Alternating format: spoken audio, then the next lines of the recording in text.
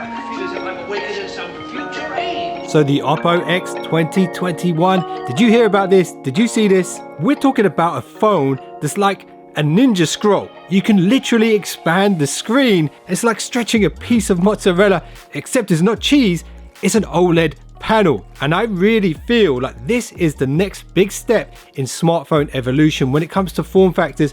I kind of feel like foldable phones was a half step.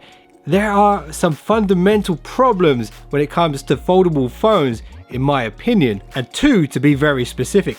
One is the thickness of the phone when it's folded, and two is that crease. The last thing you want when you have a device that you spent a couple of £1,000s on is for the sun to suddenly glare across the screen and illuminate this horrible crease.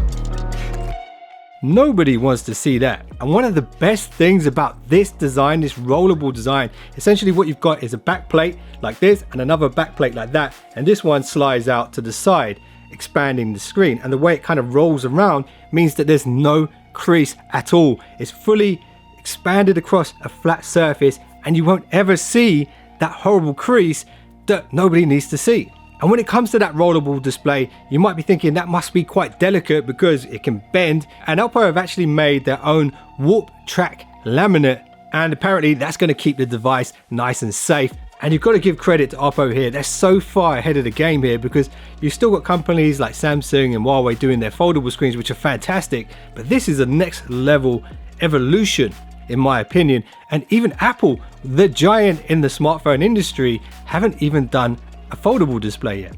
So I hope you can feel my excitement here, because this truly is a special product. And you guys know I love my bleeding edge tech. And I was talking about rollable displays, I think last year, maybe even a couple of years ago. And this is the first time we've actually seen it implemented properly into a handset. Oppo have done it, and they've patented it as well. They've actually got 122 patents and 12 patents on their rollable motor. So any other companies that want to try and jump in and copy this, they might find it quite hard. So we're talking about a display that goes from 6.7 inches to 7.4 inches, and it's a variable display. And one of the questions that came to my mind straight away is that just two variations of the screen size, or can it just open a little bit and show you a bit more down the side if you just need a little bit more width on the screen?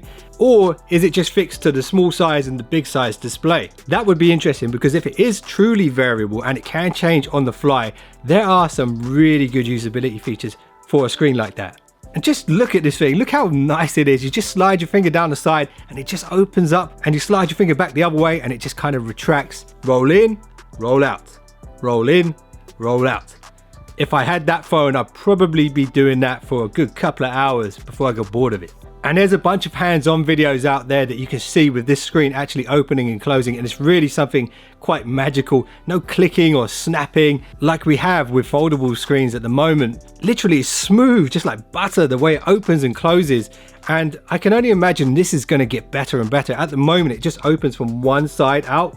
Imagine if you have a back plate and then you have two sliding mechanisms. You could actually probably go a lot wider, tablet size even, with a rollable display. And it's basically reeling a screen around a pin at the moment. Imagine if you have two pins either side and it fully opens out. It's so cool and it's so exciting. And if you guys want to check out some of the other announcements from Oppo's Inno Day, there's a thumbnail on screen right now. Scroll forward to about the 56th minute in the video, and that will be where the announcement for the Oppo X 2021 is. I hope you guys have enjoyed this quick video from WhatGear Reviews. If you did, I'd appreciate a thumbs up. And if you just subscribed, you're now one of the finest subscribers known to man.